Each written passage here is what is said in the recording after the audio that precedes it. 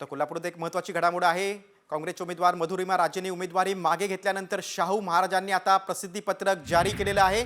सामान्य कार्यकर्त्यांच्या सन्मानासाठीच माघार घेतली असं शाहू महाराजांनी म्हटलेलं आहे। काँग्रेसच्या सामान्य कार्यकर्त्याला नाराज करून निवडणूक लढवणं मान्य नसल्यामुळे कोल्हापूर उत्तर मतदारसंघातून मधुरिमा राजे छत्रपती यांनी उमेदवारी मागे घेतलेली आहे।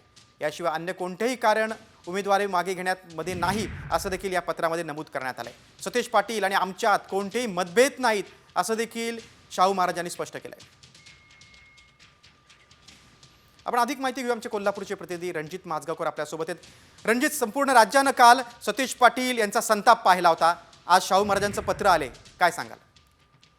काल मधुरिमा राजे यांनी 2:45 वाजता अचानक निवडणुकीतून माघार घेतल्यानंतर अनेक प्रश्न निर्माण झाले होते।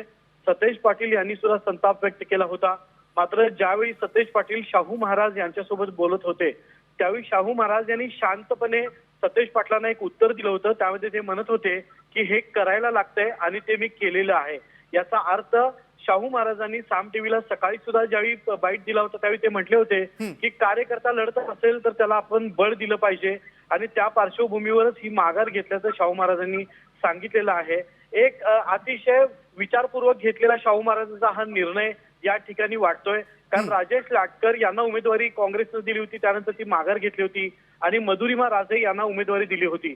त्यामुळे जनतेमध्ये एक वेगळा संदेश जायला नको आणि कार्यकर्त्यांसाठी आपल्या राजघरानं पुढे येऊ नये यासाठी हा दुजाभाव यामध्ये दिसू नये यासाठी केवळ सच्च्या कार्यकर्त्यासाठी आम्ही राजघराण्यातले लोक माघार घेत आहोत अशा आशयाचं पत्र सध्या शाहू महाराजांनी प्रसिद्ध केलेलं आहे।